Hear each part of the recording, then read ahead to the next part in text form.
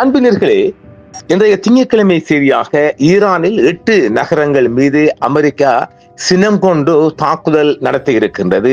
அதற்கு பதிலடியாக ஜலசந்தியில் 2 எண்ணெய் கப்பல்கள் வெடித்து சிதறி இருக்கின்றது. ஈரானின் தாக்குதலில் இன்னொரு கப்பல் தீப்பற்றி எரிந்து கொண்டிருக்கின்றது. அடுத்த தாக்குதலாக குவைத்தில் ரேடார் MQ-9 ரேடார் தளமும் அளிக்கப்பட்டிருக்கின்றது. இது இன்றைய தாக்குதலுக்கான பதிலடியாக. பாருங்கள், நாம் 3 செய்திகளையும் ஒன்றாக பார்ப்போம். ஈரானின் 8 நகரங்களை குறிவைத்த அமெரிக்க தாக்குதல்களின் 9வது சுற்று இன்று திங்கட்கிழமை காலை முடிவு பெற்றுள்ளதாக அமெரிக்க சென்ட்ரல் கமாண்ட் தெரிவித்திருக்கிறது. வாஷிங்டன் தனது 9வது தொடர்ச்சியான இரவு நடவடிக்கைகளை உறுதிப்படுத்திய நிலையில் அமெரிக்க படைகள் தெற்கு ஈரான் முழுவதும் புதிய தாக்குதல்களை தொடங்கி 8 நகரங்களை குறிவைத்து தாக்கி இருக்கின்றது. சேத விவரங்கள் இன்று இரவுக்குள் தெரிந்துவிடும். ஈரானுக்கு எதிரான தனது 9வது தொடர்ச்சியான இரவு தாக்குதல்களை சென்ட்ரல் கமாண்ட் இன்று உத்தியோகபூர்வமாக அறிவித்திருக்கிறது. அமெரிக்க தாக்குதல்கள் முக்கியமாக நாட்டின் தெற்கில் உள்ள 8 ஈரானிய முக்கியமான நகரங்களை குறிவைத்து இந்த தாக்குதல் அரங்கேறி இருக்கிறது. துறைமுகங்கள், கடலோர வசதிகள் மற்றும் இராணுவ தளங்கள் மீதான தாக்குதல்கள் குறித்து ஈரானிய ஊடகங்களும் இன்று செய்தி வெளியிட்டுள்ளது. ஹார்முஸ் ஜலசந்தியை சுற்றியுள்ள ஈரானின் இராணுவ திறன்களை பலவீனப்படுத்துவதே இந்த தாக்குதல்களின் முக்கிய நோக்கம் என்றும் வாஷிங்டன் தெரிவித்துள்ளது. அமெரிக்கா இன்று திங்கட்கிழமை அதிகாலையில் தெற்கு ஈரான் முழுவதும் ஒரு புதிய அலை தாக்குதல்களை தொடங்கி இருக்கிறது. இதில் குறைந்தது 8 நகரங்களை குறிவைத்து தாக்கியிருப்பதாகவும் மேலும் அந்நாட்டிற்கு எதிரான தனது 9வது தொடர்ச்சியான இரவு இராணுவ நடவடிக்கைகளை வாஷிங்டன் உறுதிப்படுத்தி இருக்கிறது. அமெரிக்க மத்திய கட்டளை மையம் ஈரானுக்கு எதிரான தனது 9வது தொடர்ச்சியான சுற்று தாக்குதல்களை இன்று திங்கட்கிழமை அதிகாலை நிறைவு செய்துள்ளதாகவும் 10வது அலை தாக்குதல் விரைவில் ஆரம்பிக்கப்படும் என்றும் தெரிவித்துள்ளது. அமெரிக்காவின் தகவலின்படி இந்த நடவடிக்கை ஈரானிய இராணுவ கட்டளை மையங்கள், வான் பாதுகாப்பு அமைப்புகள், கடலோர கண்காணிப்பு வசதிகள் உட்பட கடற்படை திறன்கள், ஈரானின் ஏவுகணை மற்றும் ஆளில்லா விமான ஏவுதளங்கள் மற்றும் தகவல் தொடர்பு வலை அமைப்புகளை குறிவைத்து இந்த தாக்குதல்கள் நடைபெற்றிருக்கிறது. ஹார்முஸ் ஜலசந்தியை கடந்து செல்லும் வர்த்தக கப்பல்கள் மற்றும் பொதுமக்கள் கப்பல்களை குறிவைக்கும் ஈரானின் திறனை குறைக்கும் நோக்கத்துடன் இந்த தாக்குதல்கள் நடத்தப்பட்டுள்ளதாக அமெரிக்கா தெரிவித்துள்ளது. அதே நேரத்தில் மேற்கு மற்றும் தெற்கு ஈரான் முழுவதும் உள்ள பல இடங்கள் தாக்குதலுக்கு உள்ளானதாக ஈரானிய ஊடகங்கள் செய்தி வெளியிட்டது. குஜஸ்தான் மாகாணத்தில் உள்ள மஸ்ஹர் துறைமுகம் மற்றும் இமாம் கொமேனி துறைமுகத்தில் வெடிப்புகள் நின்றுள்ளதாக ஈரானின் செய்திகள் தெரிவிக்கின்றது.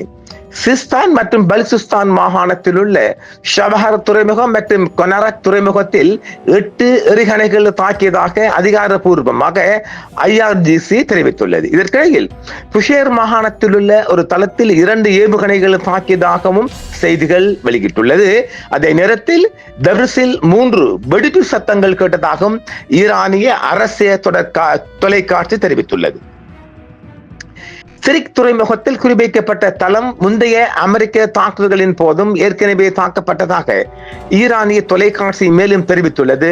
ஹார்முஸ் ஜலசந்தியை கண்காணிக்கும் ஈரானின் திறனை சீர்குலைக்க வாஷிங்டன் முயற்சிப்பதாகவும் ஈரான் தெரிவித்துள்ளது. சமீபத்திய தாக்குதல்கள் ஈரானின் தெற்கு கரையோரம் குவிக்கப்பட்ட அமெரிக்க நடவடிக்கைகளின் ஒரு தொடர் நிகழ்வாகும் என்றும் அங்கு துறைமுகங்கள், கடலோர கண்காணிப்பு உட்கட்டமைப்புகள் மற்றும் பிற மூலோபாய கடல்சார் வசதிகள் மீண்டும் மீண்டும் குறிவைத்து தாக்கப்பட்டுள்ளது. முந்தைய தாக்குதலுக்கு பதிலளிக்கும் விதமாக ஈரான் வளைகுடா நாடுகளில் ஜோர்டான் மற்றும் சிரியாவில் உள்ள வசதிகள் உட்பட பிராந்தியம் முழுவதும் உள்ள அமெரிக்க இராணுவ தளங்கள் மற்றும் நலன்கள் மீது ஏவுகணைகள் மற்றும் ஆளில்லா விமான தாக்குதல்களை நடத்தி இருக்கின்றது. அதே நேரத்தில் அமெரிக்க இராணுவ நடவடிக்கைகளுடன் தொடர்புடைய உட்கட்டமைப்புகளையும் ஈரான் குறிவைத்து தாக்கி வருகிறது. கப்பல் போக்குவரத்து வசதி கப்பல் போக்குவரத்து பாதுகாப்பற்றதும் ஜலசந்தி பயணிப்பதும் ஆபத்தான பாதை என்றும் ஈரான் தெரிவித்துள்ளது. ஹாம்ஸ் ஜலச்சந்தி அருகே இதேவேளை ஹாம்ஸ் ஜலச்சந்தி அருகே 2 எண்ணெய் கப்பல்கள் வெடித்து சிதறி இருக்கிறது. அது எந்த நாட்டு கப்பல் என்றும் இன்னும் வெளியாகவில்லை. அது அடுத்த செய்தியில் நாம் பார்ப்போம். ஹாம்ஸ் ஜலச்சந்தி அருகே 2 எண்ணெய் கப்பல்கள் வெடித்துள்ளதாக ஈரான் கூறியிருக்கிறது. அடுத்தும் ஓமான் கடற்பரப்பில் ஒரு கப்பல் தீப்பிடிப்பு இருந்ததாக கடல்சார் அதிகாரிகளும் தெரிவித்தனர். முக்கிய நிகழ்வுகளாக தெற்கே 2 எண்ணெய் கப்பல்கள் வெடித்து சிதறதாக IRCG தெரிவித்துள்ளது. ஹாம்ஸ் ஜலச்சந்திக்கு அருகே 2 எண்ணெய் கப்பல்கள் வெடித்தன. கப்பல் போக்குவரத்து பாதுகாப்பற்றது என ஈரான் எச்சரிக்கை செய்துள்ளது. ஹாம்ஸ் ஜலச்சந்திக்கு அருகே 2 எண்ணெய் கப்பல்கள் வெடித்துள்ளதாக ஈரான் கூறியிருந்தாலும் அதே நேரத்தில் ஓமான் கடற்பரப்பில் ஒரு கப்பல் தீப்பிடிப்பு இருந்துள்ளதாக கடல்சார் அதிகாரிகள் தெரிவித்துள்ளனர். ஹாம்ஸ் ஜலச்சந்திக்கு அருகே 2 எண்ணெய் கப்பல்கள் வெடித்துள்ளதை ஈரான் புரட்சி காவல் படை உறுதிப்படுத்தியிருக்கின்றது. அமெரிக்க ராணுவ அழுத்தத்தின் கீழ் அந்த கப்பல்கள் பாதுகாப்பற்ற பாதையை பயன்படுத்திக் கொண்டதாக ஈரான் தெரிவித்துள்ளது.